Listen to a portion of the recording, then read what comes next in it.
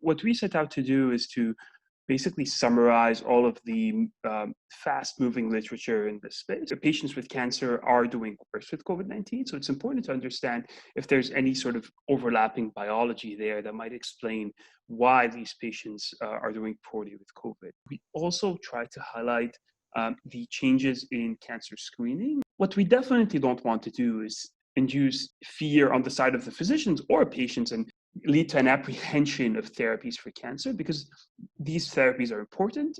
In many instances, they can be curative or very life prolonging, and sort of delays in therapies as this pandemic continues on cannot go on forever. So we need to sort of tailor that message.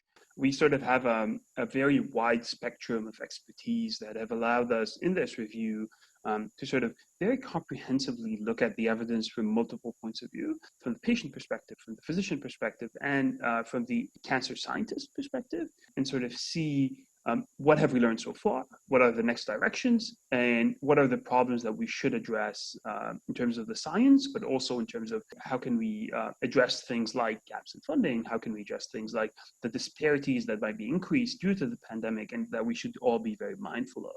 We have a substantial amount of evidence that has come forward through these different consortia, through some basic science work, that have now allowed us to take a step back and see what we've learned to figure out what the most high yield directions are for patients.